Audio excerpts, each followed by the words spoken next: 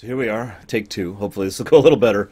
I've got a little swelling going on here in my lymph nodes or whatever, and I had a coughing fit about 8 minutes into my previous rumination, so I just chopped it off. I didn't want to edit it out, especially since I didn't know if the coughing fit was going to end. That was about half an hour ago now. I've allowed my throat to relax, and I may clear my throat a little bit, but I'm not doing it on purpose, I swear. In fact, I'm going to make a conscious effort not to. If it gets too bad, I'll just chop it off. So here's hoping that if you're listening to this, it didn't get too bad. The original request was for the entire Harry Potter series. I said no. And then it became, pick one. Well, why pick three? Now, most people would probably say, well, that's because that's the good one. It's dark and horrible and dark and dark and dark. And we all know the lore runner likes dark stories, right? Well, I've got a couple more reasons for picking three in addition to being dark and horrible. I was introduced to the Harry Potter series by my girlfriend at the time, and actually didn't get into the series until about when the fourth book had come out, a little after that. I was taken to the first movie, and she actually gave me the first two books as a gift. I was like, okay, this is cool. I kind of got into it, but I was actually working at a retail store that sold books, video games, and movies when the fourth book came out. And I happened to be there during Black Friday when we had a deal where the fourth book was going to be half off prior to noon. And I was working during that shift. It was pretty bad, is what I'm trying to say. But it got me, it was right about that point that I kind of got interested, because usually I don't pay much attention to popularity fads. I was admittedly worse about that when I was that young, because, I mean, this is forever ago. And I was a little bit, you know, what's the word? Hipster about it. Yeah, I know. I don't like admitting it, but it's true. I was like, oh, that's popular, therefore I don't like it, you know. I was one of those people. And what's funny is, historically speaking, almost every time I thought that, I was proven wrong. Almost every time. Because then it's like, oh, I don't like that. Oh, this is awesome. Oh, I won't like that. Oh, this is awesome. Same thing with Harry Potter. I ended up digging, really sinking my teeth into it. I love the books. Huge fan of the books. Funny story, real quick. While I was doing this rumination, there's a scene where Emma Thompson is on screen, and I don't remember if they even said her name. I wasn't paying attention to that, because I was scribbling notes at the time. And I make a note that's saying, you know, blah, blah, blah, Trelawney, blah, blah, blah. The significance of that is I knew her name, and how to spell it. I actually spelled it right, and how to pronounce it just like that. Even though she's at best a tertiary character, plot relevant, but still a tertiary character who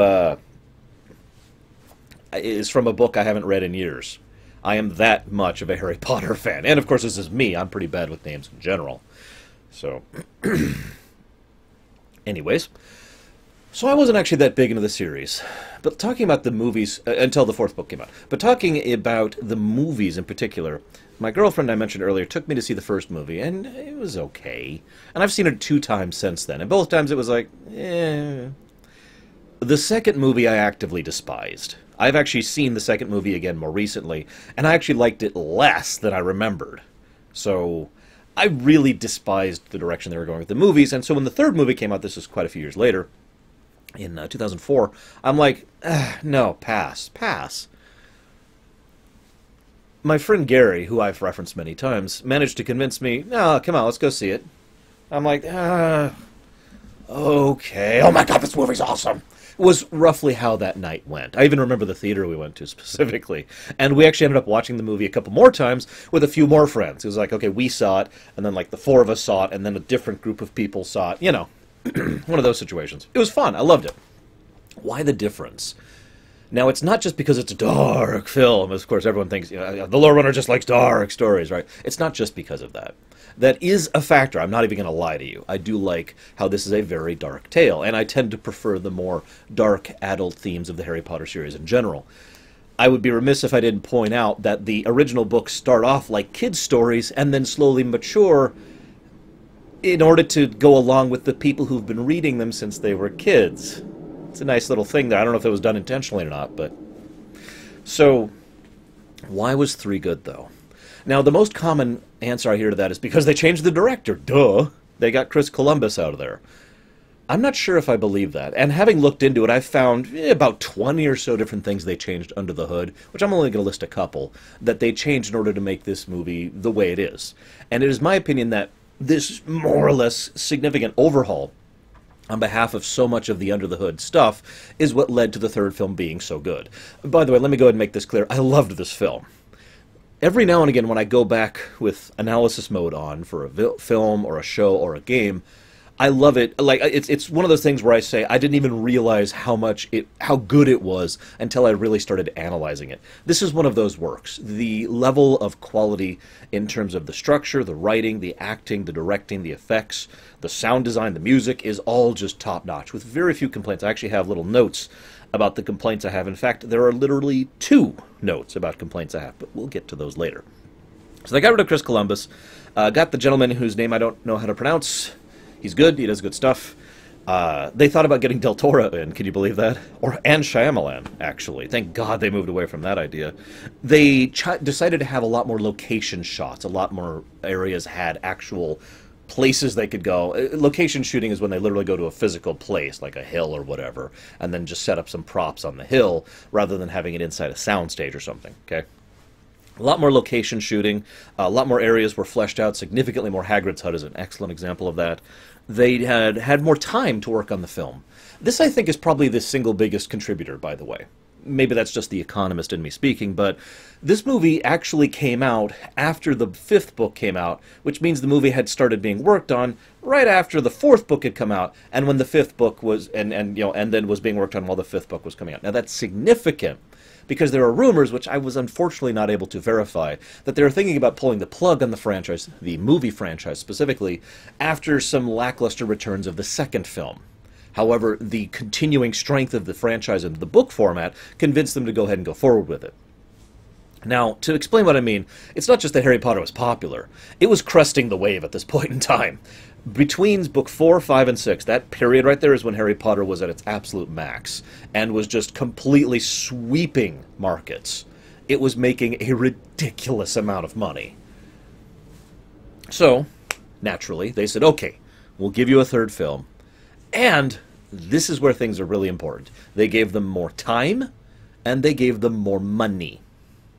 So the 3rd film had a longer production cycle and more budget to work with than the first 2 films did. And I gotta be blunt, if they had done that to the first 2 films, they probably would have been better. I don't know how much better, but they would have. They also changed around some of the cast, most notably Michael Gambon as Dumbledore. And of course they brought in some great actors, Gary Oldman, David Thewlis, Emma Thompson, I referenced her earlier. And we already had Coltrane, Smith, and Rickman. So we basically suddenly have this amazing cast of people to present the story. Excuse me. And that just leaves us with the film as is. So I'm just going to go ahead and dig right into this. But before I do, I want to mention one thing that this film really did for me. It helped ground Harry Potter. When I read the books, when I read any book, I tend to have a mental image of what I'm reading. I imagine most people do this, but I can literally picture what certain places look like to me. Then I watched the 3rd film, and I was like, that's not what that looks like. So many of the locations looked so much more, I hate to use this word, gritty. Like normal, ordinary, realistic. You know, like places that could actually happen and actually be. And I was looking at them like, huh. And at first I was opposed to that because it was, it wasn't what I had in my head. But when I started, going forward with the film franchise, I was like, okay, no, I get that. I'm with that. Because now that makes magic in modern day society a little bit more modern day society, It feels like it's actually more real, and I do enjoy that. I also want to give amazing props to the directing for this film. I've noticed in recent years, as I keep doing this show more and more, I notice more directing things than I used to. And there's a lot of that in this film. There's a lot of visual storytelling. There's a lot of neat little tricks he does. Little stuff, transitions. The owl flying from summer to winter. Excuse me, I guess that would be from fall to winter. Or the camera going through the clock and perfectly making it through the gears and stuff like that. And of course, one really awesome thing that I'll actually reference specifically later. I guess I could reference it now. There's this great scene where the cast is behind the camera, and the camera's going into a mirror. Now, if you already don't get it, that's already a significant trick to pull off. Filming something going into a mirror is difficult to do because it's a mirror and it should be able to see the camera that's filming it. So they're already pulling off some neat trick. Then the camera goes through the mirror, and the whole scene, with I think like very few nitpicks, I didn't catch any myself, is mirrored as if we're seeing it through the mirror thing. And then when the scene ends, the camera goes back through the mirror and it's all back to normal. There's no reason to do that, by the way. It's not significant to the plot. It doesn't add anything to characters or the magic or the setting or anything. It's just cool. But it shows a genuine passion for cinematic excellence. I know that sounds like a buzzword, but it's true. It's something you do because you want to do something great, because you have a passion for the work. And that is this director in a nutshell. Again, I've seen a few of his other works, and yeah, this is a guy who just really loves directing films. So you can kind of see that passion, that energy coming through in the work. So awesome stuff there. I mentioned, of course, lots of visual storytelling.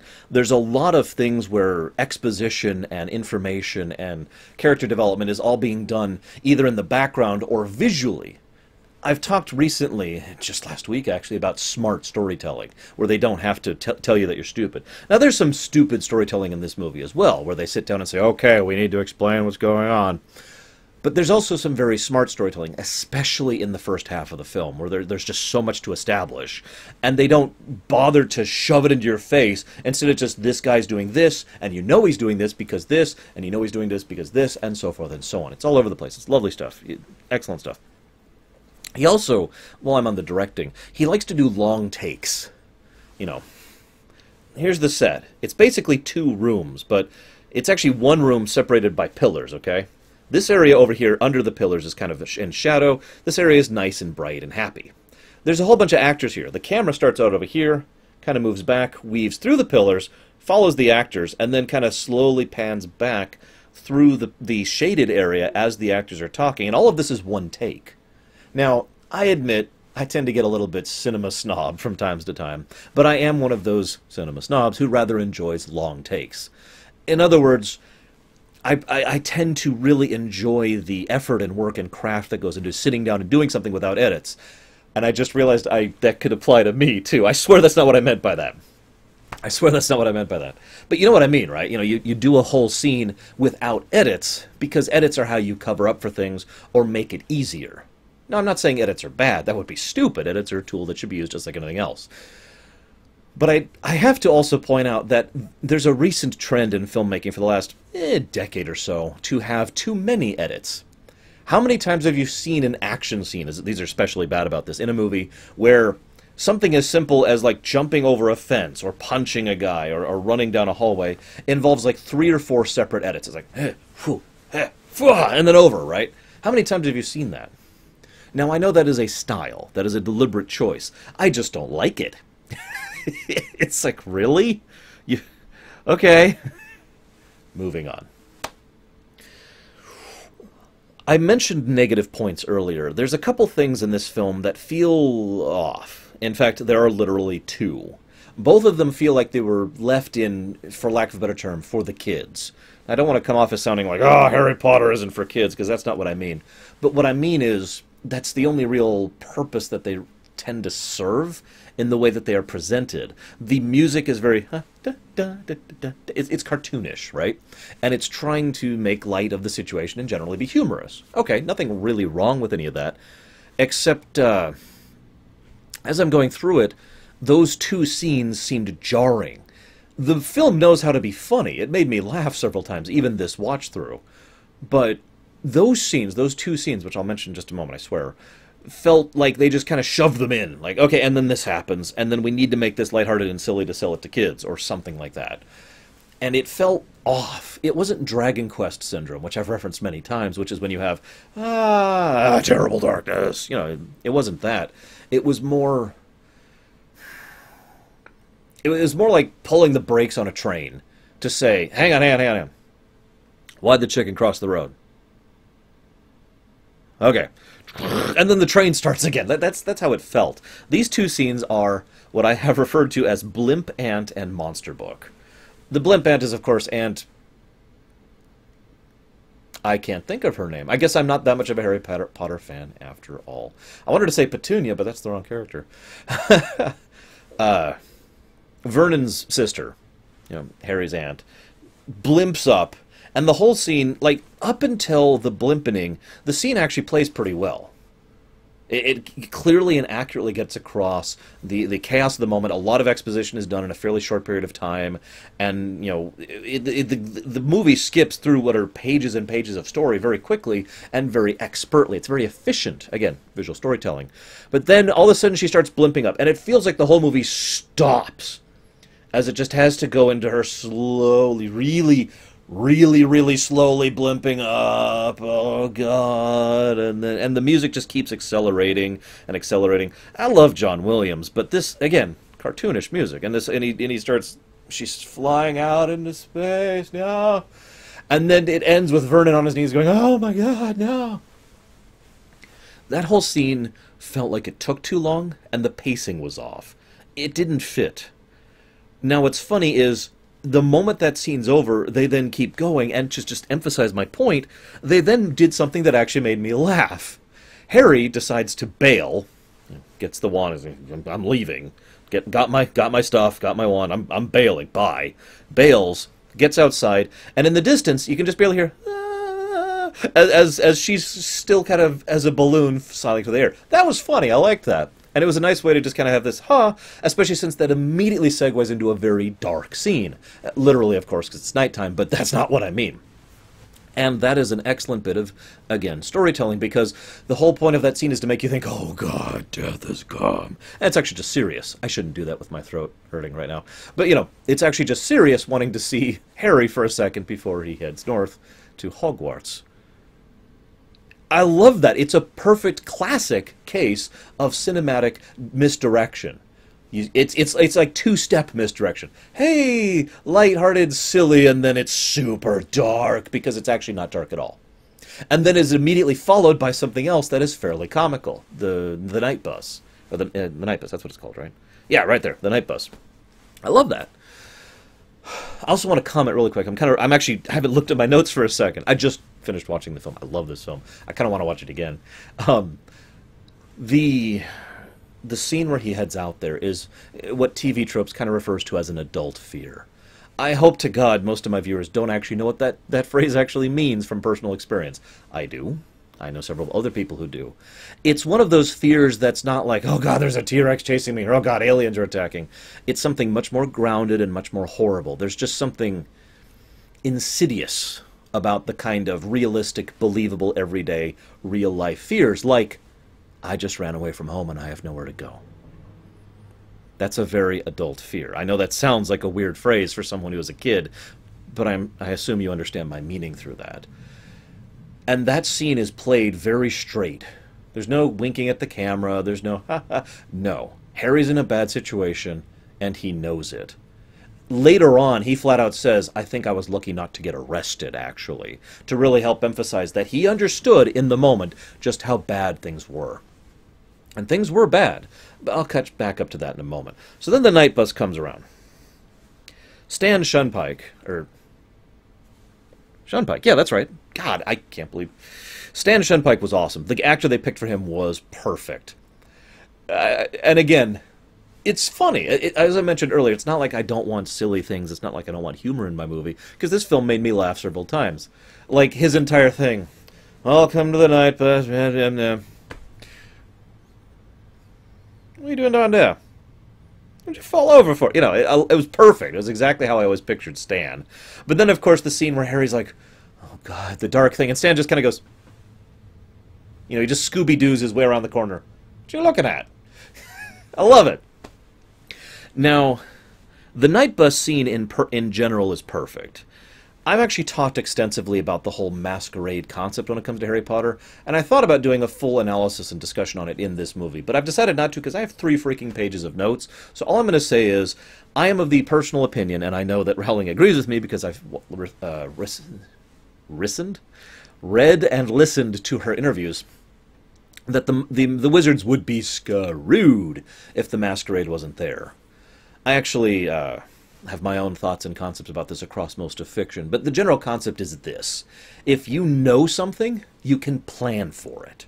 If they know how magic works and how wizards work, they can plan around that, plan to work against it, move in groups, coordinate, organize, set up patterns to prevent, mass attacks or obliviates or anything like that, right? They have the ability to fight against magic if they know how it exists and how it works, right? It's the same general concept with vampires, giving us the term the masquerade. If you know how a vampire works, they may be stronger, but you know how they work. You can work around that, and we kind of outnumber them. So the night bus was actually an excellent concept for the setting building. Not just in the book, but in the film as well, because it makes perfect sense. Keeping that masquerade up is very important to the wizarding community. It's actually so important that it's one of their highest laws. So having a magical bus that basically can't be seen by muggles, that flies around picking people up who are stray or lost or abandoned so they don't get picked up by muggles, makes perfect sense, doesn't it? And the night bus brings me to another point. I put a couple of notes in my thought here around the word chaos. But I don't think chaos is actually the right word, having thought about it a little bit more. See, one thing that the movies really emphasized, but was also in the books, is that the magical, the wizarding community, at least the British wizarding community, because that's primarily what we see in the 7 books, is wild. That's the word I actually want to use. Not chaotic, that's not quite the word. They are wild. They have a bus, which has a chandelier, and beds, which just float around, and it just kind of zips around crazily as he's like, bite of sandwich, quick, don't run to the lady, all right, go through the buses. It's crazy. But all of wizarding society in Britain is crazy.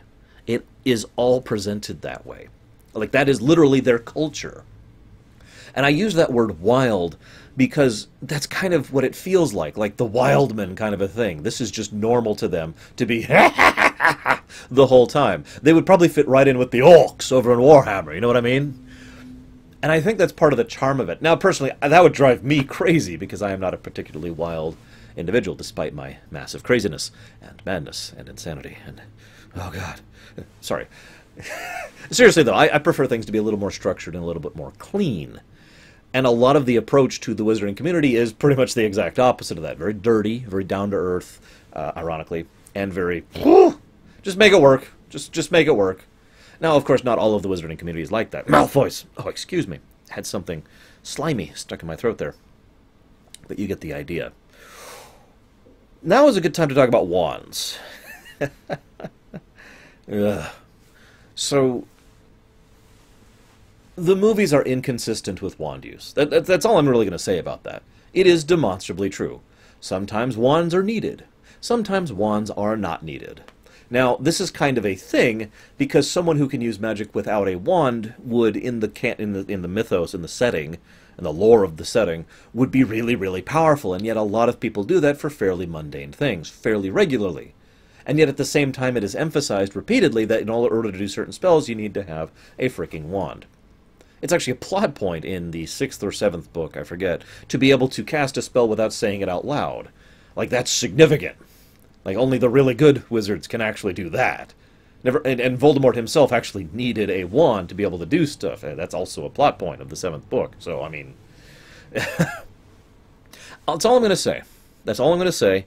I wish they were a little more consistent with it, because, honestly, the approach to magic in the movies especially is very, it does whatever. And I don't like that. I prefer magic to be logical. I prefer magic to follow its own rules, to be self-consistent. It has to be logical to magic, even if it's not logical to me. Make sense? Now, this is a good time to talk about the second scene, which makes me go, ugh. It's the monster book scene, as I mentioned earlier. It's just a few minutes of him trying to make his monster book stop chasing him and eating his sneakers. That's it. It's not really relevant to anything. It's not really significant for anything. It's just a monster book, and it's there because, haha. And I ended up kind of skipping through part of it, if I'm being honest, because I was just so bored. Those are the only two scenes that had that particular tone of it. I mentioned that because on memory, I remember there being a lot more scenes. Like, I had this vague mental impression of, oh, God, I mean, I like this film, but every now and again it just sucks. Well, in fact, it turns out that's only at the beginning, because after the monster book, there's no more scenes that really struck me like that. Maybe there's some for you. Feel free to share. Real quick thing, the design of the newspapers was brilliant. Very chaotic, very wild, very magical wizarding community. Just not really great for reading, but, you know, whatever. I mean, they have pictures that move, too, so maybe that helps? I don't know. This is a good time to talk about Harry. I mentioned how I'd kind of come back to this. Let me go ahead and say that my personal impression of Harry is that he is a loser. I mean that with total sincerity. He is someone who doesn't think his way through situations, who isn't that smart, who isn't that talented at anything except 2 or 3 really, you know, niche things that he's really good at. He is basically handed victory at every turn by everyone else involved. And yet, I wonder how many viewers I just lost the moment I said the loser line. I hope you're still with me, because I like that about his character. He's the great chosen one, except he totally isn't. I mean, ignoring the fact that a lot of people think that Neville Longbottom was the actual chosen one, whether that's true or not is going to be highly debatable, because we know for a pretty defined fact that Rowling changed her mind a couple times while she was writing the series. But even ignoring that, Harry is a great example of what will happen to anybody if everyone around them constantly shoves them up on a frickin' pedestal. A lot of his character arc, a lot of his mood swings, a lot of his emotional turmoil, a lot of him not being able to deal with things properly, makes sense in character. It's not actually bad writing, it's good writing. He is presented as someone who is in way over his head constantly. And his one truly defining character trait is that he refuses to stop or to quit. He just keeps charging forward, whether it's a good idea to do so or not. And that helps him to keep going because everyone else cares about him. He has a support structure. If I may parallel this to Batman over in the Arkham Asylum series, Batman is worthless alone. It's with all of that massive support and infrastructure that supports him. That's how Batman is Batman. Otherwise, he's just some guy in a suit. It's the same thing with Harry. He'd just be some kid with a scar if he didn't have Hermione helping him out, if he didn't have Ron helping him out, if Dumbledore wasn't watching his back, if Snape wasn't constantly doing things. The list is huge. I'm not going to list everyone. It's a huge number of people who are constantly supporting him and putting him up. In some cases, this is very helpful. In other cases, it kind of hampers him. I mention this here, though, because this is probably one of the first times the movies really covered that point, with the Minister of Magic. Mr. Hi, I'm a politician, and you're not supposed to like me as a character. Well, you know that's what he is. Don't front. There's a scene where Harry has performed illegal magic in a pretty bad way to a family member out in the open, and then let it get out into the rest of the world. And then he ran away from home. Harry is right.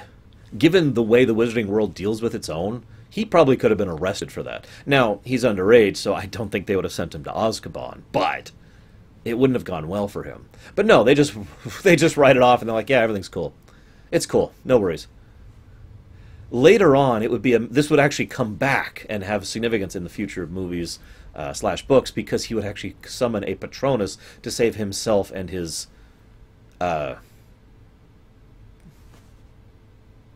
stepbrother, I guess? I'm trying to think what relation that would be. I guess that would be cousin, actually. Sorry. God. It's to save his cousin, right? In order to be able to do that. That was actually going to be a significant point later on. And for the horrible criminal act of saving their lives from Dementors, they tried to haul him in and put him in front of court and everything. I bring this up for 2 reasons. First of all, this is wonderfully demonstrative of how so many people, not just individuals, but the wizarding world in general, bends over backwards to just shove Harry up on a pedestal. And it kind of shows because, in many ways, Harry doesn't have to deal with consequences really until the 7th book, at which point that starts to really catch up to him and things starts to go really badly because he's not used to dealing with real stuff going wrong because there's usually this support network. But the second thing it points out is how incredibly inept the wizarding government is, the Ministry. This is a recurring theme in the books and in the movies. The Ministry is garbage. They have no idea what they're doing. And this is even better emphasized later because in order to guard a school for kids, they use the worst thing that exists in the setting. Okay, that's debatable. But at the very least, Dementors to guard a school. To even further emphasize this point, the book really hammers this in, but even the movie discusses this. to really further emphasize this point, Dementors are drawn to happy, light-hearted, that's their food, right? We know this. So they are defending a school where they might have parties or Quidditch matches or anything else like that, and so they can't help themselves. Yeah, we are under orders to stay over here. Oh, no, this is much more tasty. Nom, nom, nom. Come on. The Ministry is amazingly inept, and this will, of course, be a recurring theme for the entire rest of the series. So then there's the monster book scene. That's actually when it happens. And then it is immediately followed by something funny again. In the previous case it was, In this case it's housekeeping. I'll come back later. Which made me chuckle. I love the Weasleys as always. They don't have a big role in this film, so I don't really have much to share, except that it's so wonderful to see Molly, Mrs. Weasley, doting on Harry with that sort of, I've kind of adopted you into the family mentality, which is great and heartwarming. And Arthur, pulls him aside and is like, okay, we need to talk. That scene also had some significance to me because it's pretty much the first scene in the series, films and books, where Arthur is really serious, where things have become serious, because he's talking about Sirius Black. Okay, I'm sorry, that's terrible. I didn't mean that like that, I swear. He has become very sincere? We'll try another word. And it kind of helps emphasize that when the lighthearted, lovable Arthur is like, okay, no, this is deadly serious. You know what I mean. Then, yeah, you can kind of tell that the stakes have gotten real. And that is one of the themes of this book as a whole. In the movies. In the movies, regardless of quality, there's no denying that the first two films didn't really have a lot of believable danger. It was more adventure danger. This is where things start to get a little bit more real. And this is one of our first signs of this, is the way Arthur is dealing with Harry. Now, the Dementors, I hinted at them briefly before. The Dementors are an interesting threat to me because they're actually quite low tier if you think about it. But they're a very clever low tier type of enemy. I mean, they can fly and all that stuff, and they can rip out your thoughts and rip out your soul. Okay, yeah. They can be... being around them is something that can be cured by chocolate. That's in the movies, too. I'm trying really hard to ignore the books. I swear I am. But, they can being around them can be cured by chocolate. And, in addition to that, the method by which you can defeat them defeats them so utterly and completely that they have absolutely no defense against it. And they can't really do anything unless they're able to reach you and right?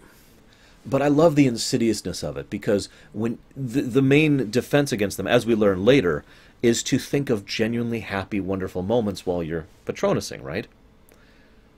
But being around a Dementor, as Ron himself says, makes you feel like I'd never be happy again. That kind of, it's not just dread, it's despair. The feeling of, happy memory, no, I'll never feel that happy again. It's so easy for thought A to turn into thought B. And that's why I call them insidious, because unless you are very careful or very controlled or very willed or something, it's going to be hard to hold on to that happy thought, Peter Pan reference, in order to be able to defeat the Dementors. It's wonderful. I love it. I also kind of like how they're presented in the film. Originally, they had some underwater puppetry thing they wanted to do, which just proved kind of infeasible for time and money issues, so they had to go with CGI. But at least they used the model of the underwater puppets for the thing, and I think it looked really cool. The rotting corpses draped in clothes. It's awesome.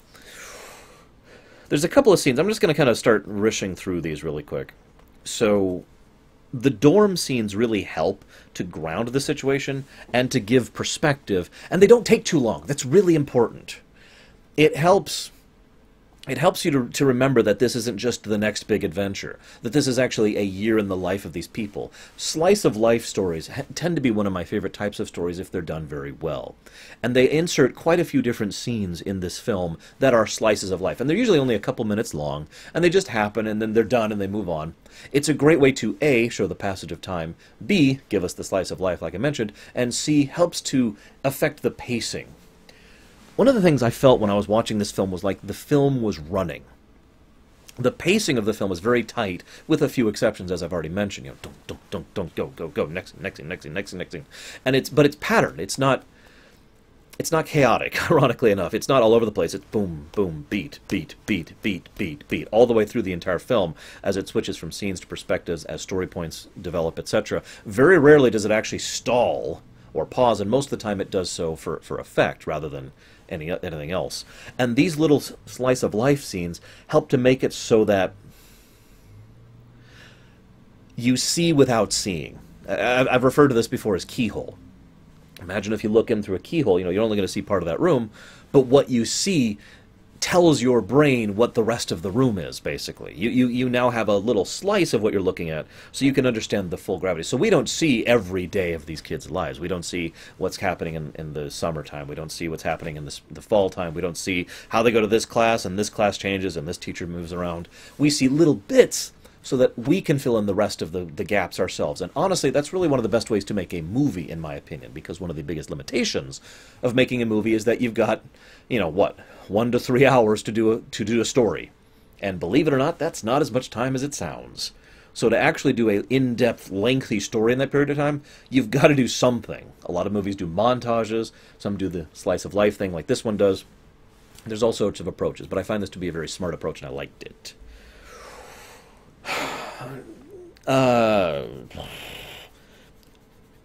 One of the things they do regularly is they keep kind of going back to the Whomping Willow. There's this bird that kind of shows us a lot of the new territory. They show us some of the sets we'll be seeing, the location shots I mentioned earlier, and then it gets eaten by the Whomping Willow. The Whomping Willow is repeatedly shown as it goes through the series, and it helps to kind of give us not only a grounding, but a very quick and effective way of saying, this is the time of year. Here's the Whomping Willow. Sun, here's the Whomping Willow. Leaves fall off. Here's the Whomping Willow. Shaking the snow off. It's a nice, quick, immediate, at-a-glance visual reference to say, it's this time of the year. We have progressed this far into the year. And, of course, it's significant because underneath the Whomping Willow is the path to the Shrieking Shack. So, nice little foreshadowing there. That's the kind of thing you can only really do in a film, too. But, shrug. Like I said, very smart directing all throughout. I have tons of praise for him. I have to admit, this is the Trelawney line I mentioned earlier. I would hate to be in Trelawney's class. I would be rolling my eyes the whole time like, oh my god, really? I would be right there with Hermione. Like, no. But the funny thing is, as a person viewing a movie, I loved those scenes. And that's because Emma Thompson is kind of awesome.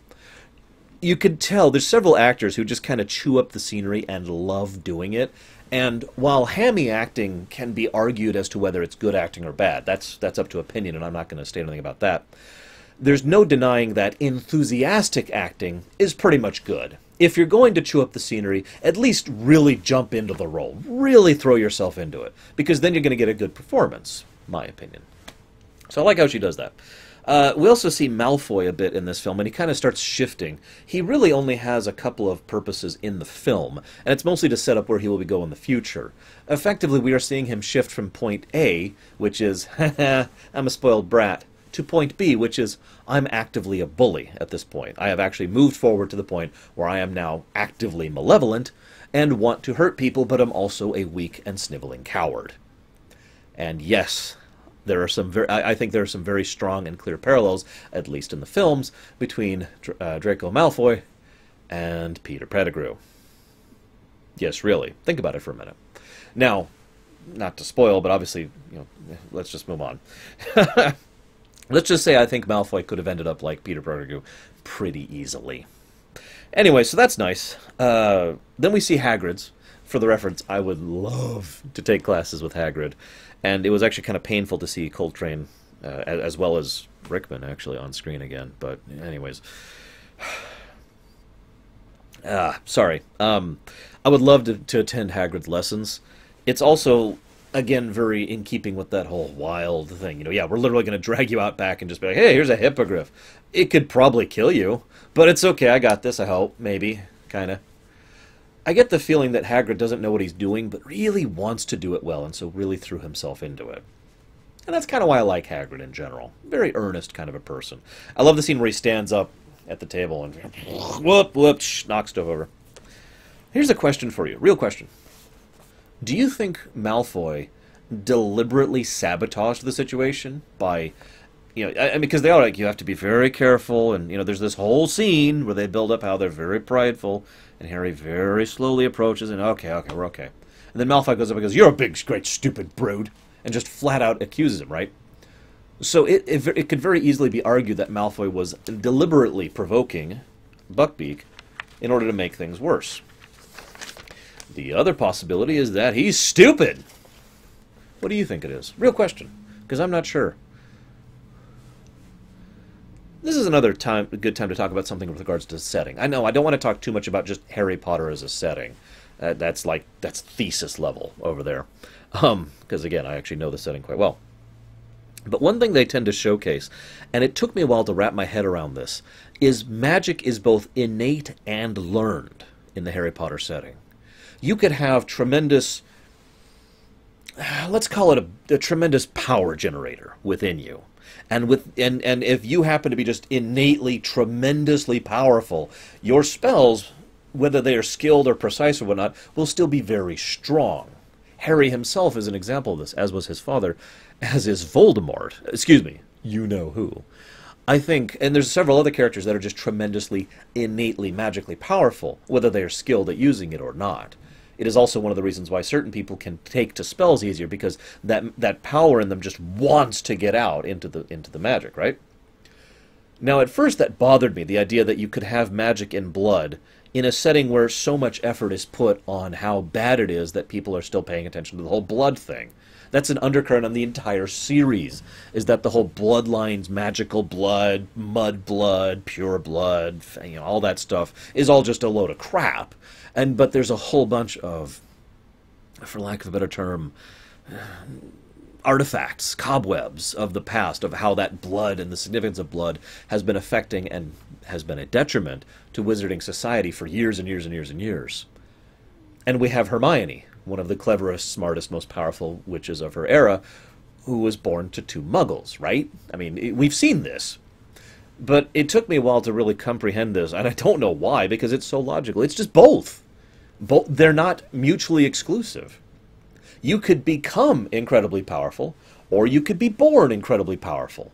Both of them are available, and I kind of like that, actually, in all honesty, because it means that magical blood matters in the same sense that blood matters in real life, because genetics do actually matter, but they don't necessarily control or direct who and what you're going to be. You still have some choice in that matter, right? You know, my mother and father matter to me, so, you know, blood matters, but they don't completely dominate my entire life because I still have the choice. So I kind of like that in-between thing. I have nothing but praise for the directing of the Boggart scene. I know I already referenced it, but the mirror effect of going into the mirror and everything being mirrored and coming out of the mirror is gorgeous. I love it.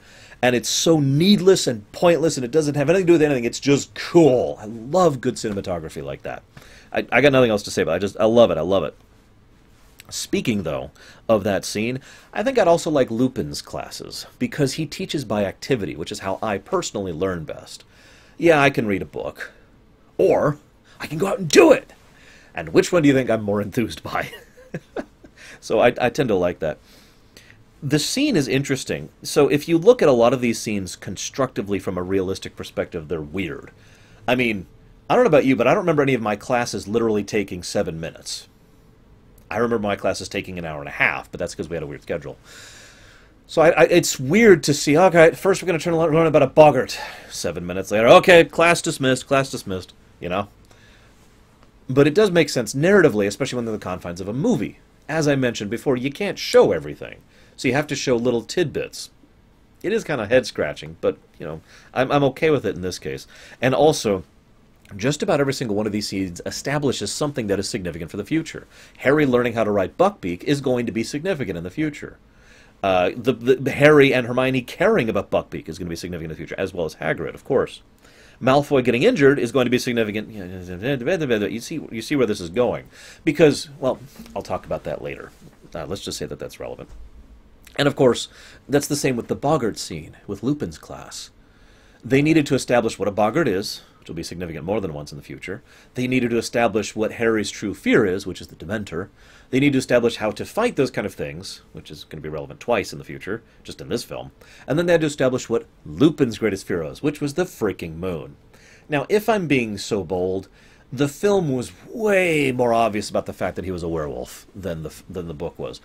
I don't necessarily think that's a good or a bad thing. It's hard for me to criticize a film for going out of its way to never say, hey, by the way, I'm a werewolf, and yet give constant visual evidence of him being a werewolf. His fear of the moon, the fact that he looks worse and worse and worse every time he shows up. He actually is absent a few times for critical scenes, and when he comes back, he mentions how he has to rest and recoup.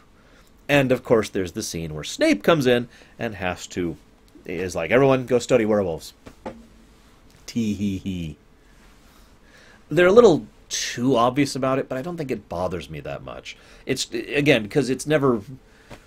I can't say any of those were actually bad in terms of their presentation. I think that's what... let me get back to my notes. Where was I? So there's the Cerberus thing. I just referenced that. Oh, and of course, they actually flat-out foreshadow what an animagus is. Weird way to pronounce that, by the way. And the difference between an animagus and a werewolf. Again, foreshadowing. Lots and lots of Chekhov's guns, lots and lots of foreshadowing is done in this film to help set things up. I love how they do Quidditch in this film.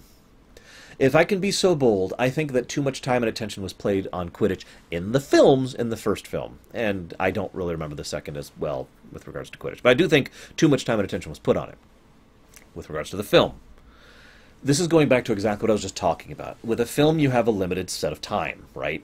You have an hour to 3 hours. You can't show every little thing. So if you're going to show everything of one thing, that thing has to be significant.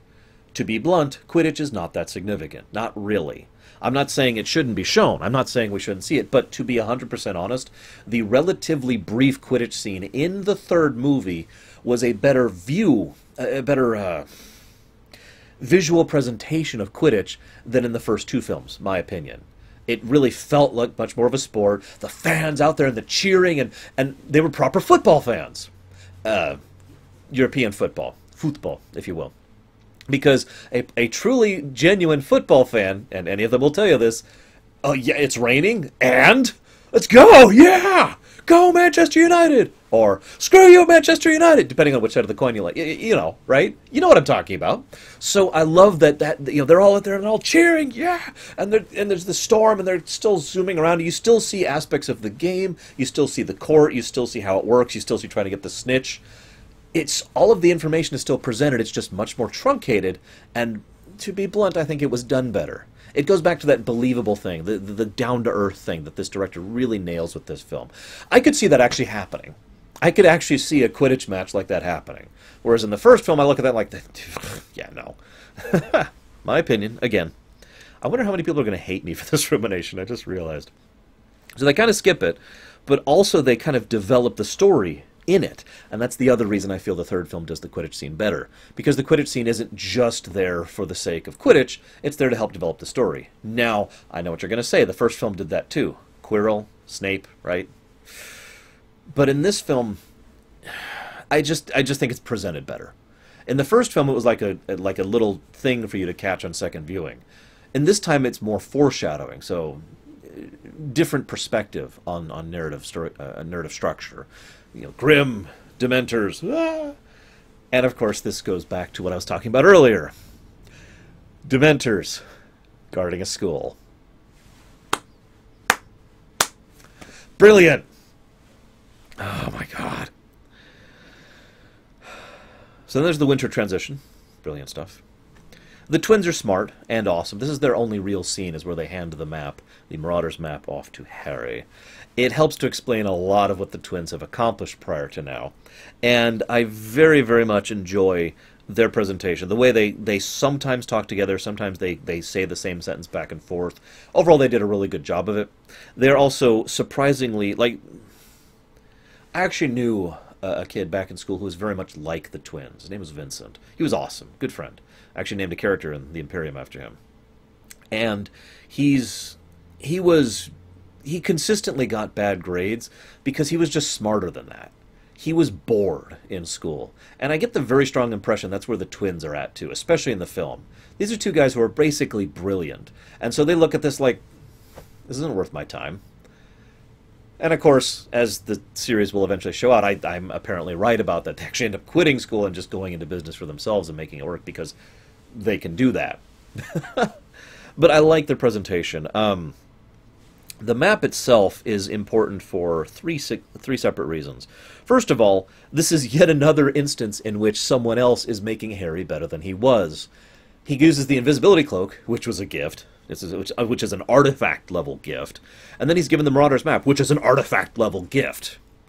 I mean, this is like straight out of Legend of Zelda. Okay, now I'm going through this dungeon. Okay, I've got the map. This will enable me to find the boss because he's hidden. Okay. The Marauders Map is such an incredibly useful tool narratively and for Harry in character. It enables him to do so much. And, of course, it helps to emphasize one of Harry's problems. Lupin flat out calls him out on it later. Why didn't you turn this in? And then he flat out says, this is a map to you. This is a map for anybody to use for whatever horrible purpose they want to. All that would have to happen is you would have to lose it. What the hell, dude? And that's one of the interesting things about Harry, because he's not that smart. With the rare exceptions, like Hagrid or Lupin or Sirius or, I guess, later Dumbledore, but then it's not Dumbledore anymore. There's a bunch of different answers to that. For the most part, Harry doesn't really turn to adult figures. Now, you could argue, rather correctly, that that is initially because this is a kid's story. And most kids' stories have adults be either villains or bumblingly inept. And therefore it's on the kids to save the day, right? I actually noticed this when I myself was a kid. I was watching a lot of TV, especially on Nickelodeon. And Nickelodeon, every show had that concept, at least when I was watching it. Every single one had incompetent parents and competent kids. It was a very predominant theme. But I would argue that as the narrative and as the writing style of Rowling improved, that stopped being the reason for that particular thing. And instead it became more and more about Harry not really being that good at this whole hero thing. Again, tying back into my earlier points of him being a loser. Not making fun. Quite the contrary, I think I'd probably actually get along with Harry if I was with him back in school. But I'd probably get along better with Hermione because, you know, geek. But you get the idea, right? So I like that concept. I like how he doesn't, he then, I mean, again, Lupin calls him out of this. He's got this brilliant map and this brilliant cloak. These are, again, artifact-level magical items, and he uses them to go get some candy and some treats and toys at the local town. Oh, and he also uses it to go and mess with Malfoy? I mean, that's worth it, right? One of the interesting themes of this work is you don't really think about the consequences until afterwards. And once you think about the consequences, you're like, man, why did I ever do that? There's a lot of aspects of that in this film. Brings me to the Shrieking Shack, by the way. Very nice bit of foreshadowing. Two reasons. First of all, obviously the Shrieking Shack will be significant. But second of all, the Shrieking Shack had such a reputation, thanks to Dumbledore's pressing, of course, but also because of what was actually happening there with Lupin, that years later, actually probably in the decades range later, people still view that shack as one of the most haunted locations in London, or excuse me, in Britain. In England? I think she uses the word England. Even though probably nothing's actually been happening there ever since. Which brings me to my second point. Perhaps amusingly or ironically, the Wizarding World is tremendously superstitious. Now, we see part of this with the Trelawney stuff and with the whole Grim, oh god, it's the Grim. But it's true in almost every aspect. I mean, for God's sakes, most people are afraid to say Voldemort's name because they are superstitious. Now, you might argue, well, of course they're superstitious. Magic is literal, but that's not what I mean. Superstitious and magical are not actually the same thing. Superstitious is putting too much weight into things that don't actually have any significance or reality because, whoa! In other words, fake. Superstitious is about things that are demonstrably fake. That's the whole definition of superstitious, at least as it's being presented here. You know, believing in something that is magical is not being superstitious. You follow where I'm going with this? So I like that. And I like how it shows how, to be as blunt as I can, backwards the Wizarding World is. Again, I'm not going to get into the full thesis thing, but let's just say that I could talk a lot about the culture of the Wizarding World and how incredibly backwards they are, culturally, societally, intellectually, economically. Moving on. So, Then we've seen the exposition scene about Sirius Black. He's his godfather. It's a decent scene, but it bothers me every time I see it. It's very well presented. The directing is phenomenal. We get to see under the cloak, you know, the camera doing some stuff, great acting, great blocking. I know it's a weird thing to talk about. But every time I see it, I think, really? This is how you're dumping the exposition on us? Shrug. Then, of course, we have the lesson where Harry learns how to use a Patronus, and he manages it a second time. Now, of course, the books make it a little more clear that this is a multi-month thing. But, again, it's a movie. You don't have time to just show him, hang on, nope.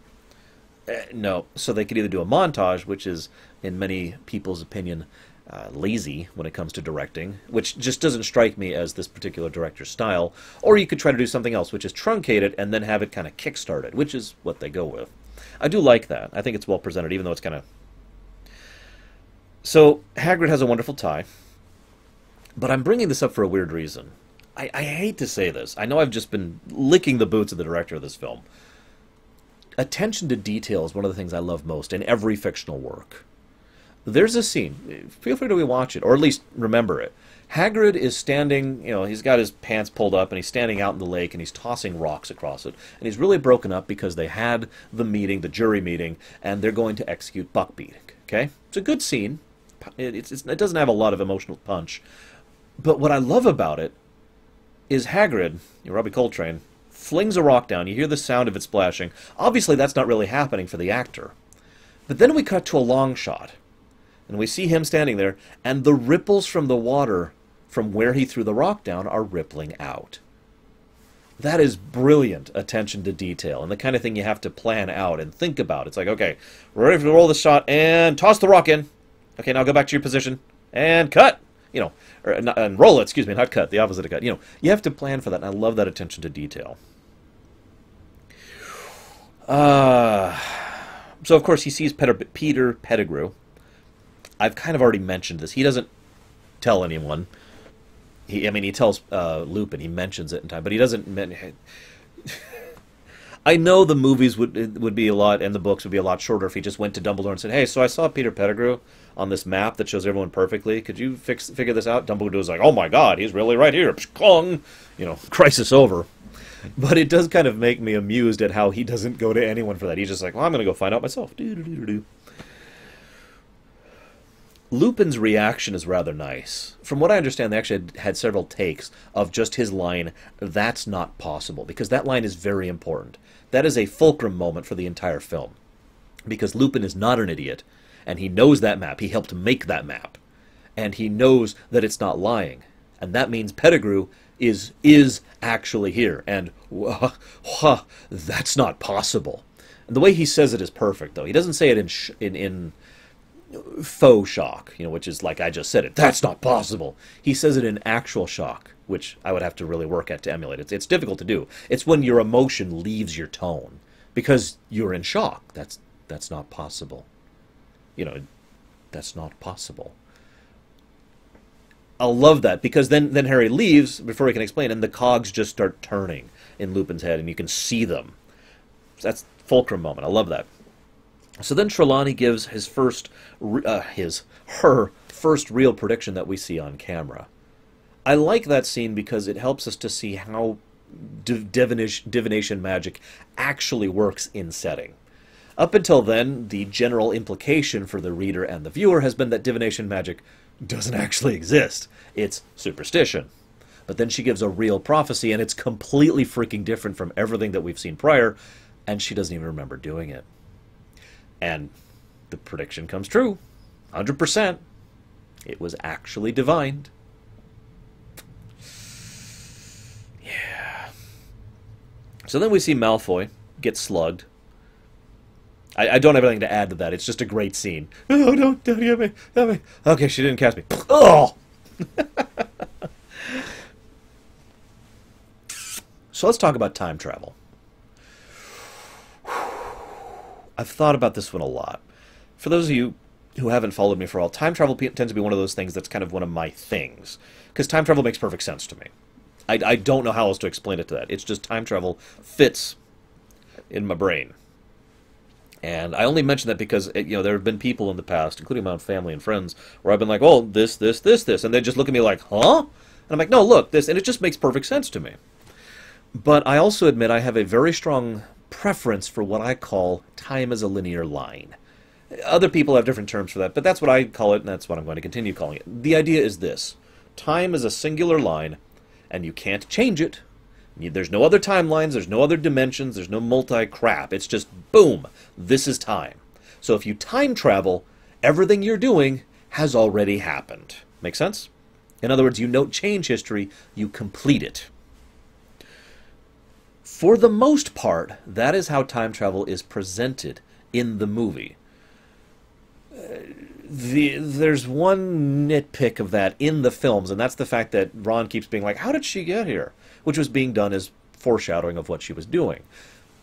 But that doesn't make sense if time is a linear line, because she was always there. He wouldn't have noticed her being absent, right? So that means she's altering time, which doesn't fit what happens at the late of the film, because all of the events of the climax can only happen if they already happened the way that they are completed. I know I'm probably losing some of you, but to put it this way, our first time through the loop, the events would not have happened the way they would have if not for the actions of the second time through the loop. It's one cohesive time, right? Going through that singular loop of that evening. It all fits. So why is time changeable as well? Well, I really thought about this for a while. Because, see, the other thing, and the books go a little more into this, so I'm going to drag a little bit of the books into this as well, just to discuss it. I know I'm trying not to, but hear me out. In the books, they mention how some wizards have seen themselves or affected themselves or erased themselves from... in other words, people have changed time, and the results have been pretty bad. Two options here. Option one is that those are tales, or, to be more blunt, lies. Deliberately said to try and ensure that people don't meddle with time. Here's the other thing, though. Second possibility is that those are true, and time is a linear line when you do it right. This is a take on time travel I've never actually seen before, so this is kind of a new idea for me. The idea is that time is a linear line unless you screw it up. So, if you do proper time travel, if you do things how you should, and with care and precision, well, let me put it to you a different way. If you really craft and work and make an omelet, and really put yourself into it, and you know what you're doing, and you're skilled, and you're talented, you're an amazing chef, you make a fantastic omelet, right? Let's say you've never made an omelet before in your life, and they get eggshells in it, and it's burnt a little bit, and you see the difference? The idea here is that skill matters when it comes to time travel. And so, for the most part, there is the one linear timeline that is a linear line. However, every time someone got a hold of something time travel-y and misused it or abused it, they screwed up everything. Or at the very least, they screwed up themselves. Because one of the things that is implied, especially in the books, is that when they screw themselves up when it comes to time, they only really screw with themselves or their immediate past, present, and future. The whole world doesn't get fundamentally altered because they made a mistake. Because the rest of time is still going on in its linear line. Make sense? However, let's be 100% honest and say that it's far more likely that this is just bad writing. I hate to do that, but the hard truth is that most people don't know how to write time travel. And so and let me go ahead and tell you, I'm going to give you the secret right here. It's very simple. The way to write time travel well is to be consistent about it. You make your rules of time travel and you adhere to them absolutely.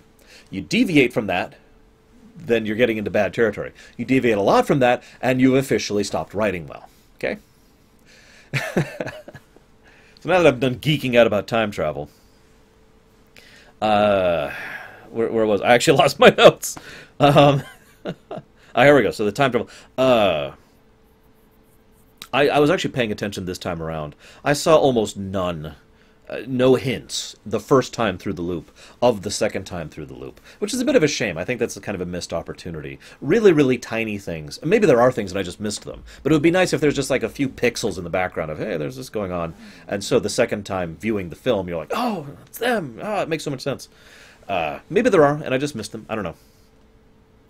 Couple really nice little touches. So they go through, Sirius approaches them, and then jumps over Harry towards Ron and goes for Scabbers. That's our first hint. The second hint, this one's much more subtle. Harry's like, I'm gonna kill him. Yeah, Harry, sorry. Sirius is like, I'm gonna kill him. And then Harry charges him. Now, you're probably thinking, what's so subtle about that?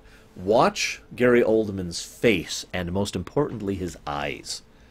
So I'm going to demonstrate. Pretend you're Harry charging me, right? Gary Oldman is looking up here, further past Harry at Pettigrew. It's not until Harry gets right up here that his gaze actually shifts down. Well, I guess since you're Harry, shifts down to Harry, and then he reacts to Harry colliding with him. It's a very subtle touch, but it really helps to... It shows the care put into it, and it helps to emphasize for those paying attention, well, hang on. He's not after Harry at all. You know, I like that. Then...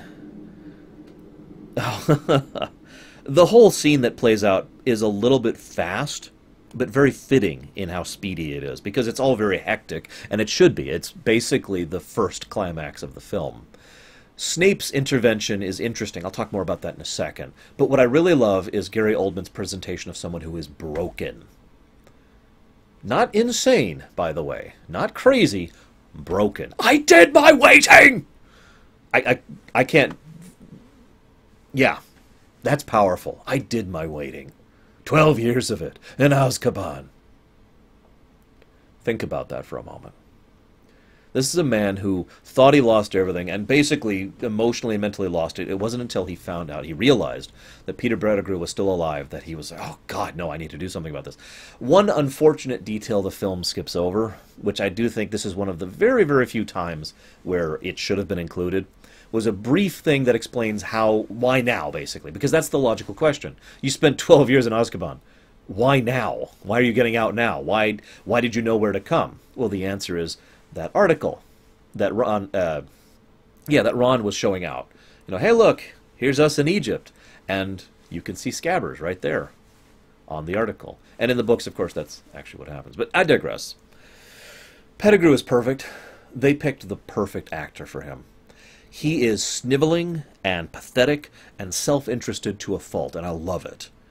He is in many ways more responsible for a lot of the series in general than Voldemort is. But I like that. It's one of the few things I find that takes your typical tropes and just completely twists it on its head. You know, for the most part, Harry Potter as a series is fairly classical style storytelling, very typical storytelling. The Peter Pettigrew thing is one of the things I like that they did that kind of moved past that. He is exactly the kind of person who will cause significant ripples, because he doesn't care about the ripples. Why would he? He cares about himself. He is willing to do anything for himself. He is, in many ways, as evil as the other three major evil characters in the series. Bellatrix Lestrange, Voldemort,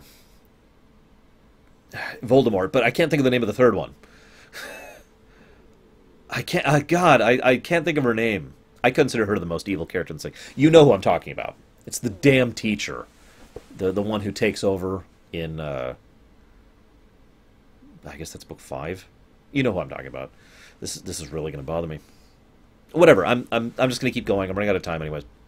I consider Pettigrew to be one of the more evil characters in the series because of how insanely selfish he is, because of how far he is willing to go, just for his own sake, for no other reason. So we see the werewolf curse in action. It's very painful, which I like. It's very monstrous, which I like. There's no safeguarding. There's no, he doesn't become this shirtless, awesome Jacob-looking dude. No, it's horrible, as it should be. And then there's a very, very interesting little tidbit. I've mentioned subtle details, and I don't feel like it's too much to read into the subtle details in the directing of this film and the little touches with the actors, because so many of them have been deliberate and very well designed. There's a scene where Snape comes out, and he's furious!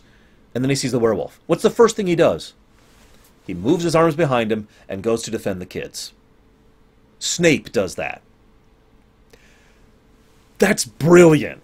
I'm not going to spoil all of the reasons why, but it does show, even within the confines of just this movie, that Snape, when the chips are down, is a good guy. He does care.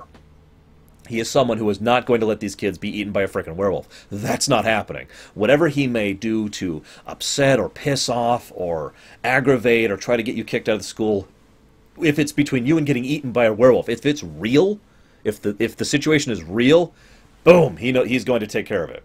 I like that. It's really nice. I love the time song. I don't know what it's called. It's the one John Williams does for most of the second loop through the time, with the little the clock going in the background. So, one thing that's been mentioned is that Dumbledore might be able to actually sense when time is being affected, and that's one of the reasons why he so obviously and overtly and blatantly helps the party out as we're doing with the whole Buckbeak thing. Remember, that's the first time through the loop from Dumbledore's perspective, so he would know that this has already happened. By the time he encounters them in the medical ward, it's obvious why he would give them the hint of, why don't you go back through time and do it? Because he's already seen them do it, right? But why did he know it the first time around? Well, here's my answer to that. Dumbledore's observant, and he's smart. In other words, he either saw them or heard them, or in some way was more observant than his company, which was Axe Dude. I forget his name. He's a former Death Eater. Hagrid and Ministry of Bumbling. So he was cognizant enough to be like, oh, hey, there's them over there and over there.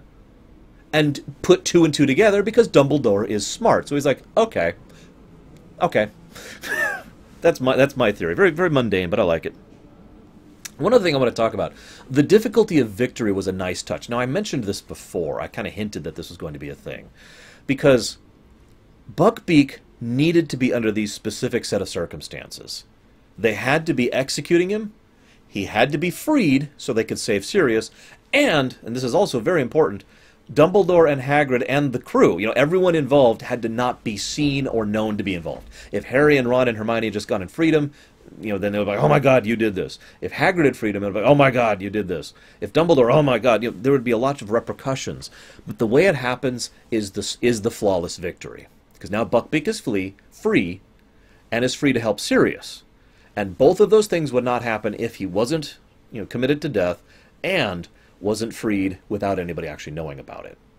It's a very particular, very precise thing, and I like that. Because one of the things I like in storytelling is when victory is being defined as something that's not just beating the bad guy, but it requires a very specific set of circumstances because of how complicated things are and because of consequences. So that's nice. I like that.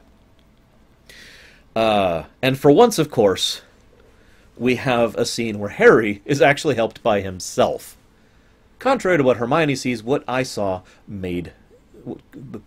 Contrary to what Hermione says, what I saw made perfect sense to me. If I am on my second time through a loop, in a time loop, and I realize in the moment, oh god, I did this, I saw myself do this last time, then I will have the confidence and knowledge to do it, just like Harry did. That makes perfect sense. So Hermione's like, no, it doesn't make any sense. I think that was just there for humor's sake, but whatever. I mean, he already done it, right? That makes sense to you, right? Maybe it's just me, I don't know. And then there's this great scene where Lupin is on his way out. I never caught this before. This is one of the very few points in this movie that I never caught until this viewing. He mentions how I'm used to it by now. He's used to... In other words, what he's saying is that he's used to constantly moving from house to house, job to job, because nobody wants him because he's a werewolf, because superstitious magical society, blah, blah, blah, right? Granted, there are some legitimate reasons to not want a werewolf around, but I think, as we've shown, it is a manageable situation. Honestly, it was only a very unique set of circumstances that allowed him to go, wonky in the first place. But my point is that he is literally living out of a suitcase. All his stuff just kind of goes up and is all pre-packed and ready to go, so that all he has to do is a single flick and boom, everything he owns is ready to go. That's kind of sad, and I can't believe I never really caught on to that before. Then the movie ends with him going, woo! And of course, sex in the corner, as it should be. This is a great film. I really liked rewatching this. I'm kind of tempted to watch it again, but of course I don't have time. But I hope you have enjoyed my discussions about this, and I will be seeing you guys next time.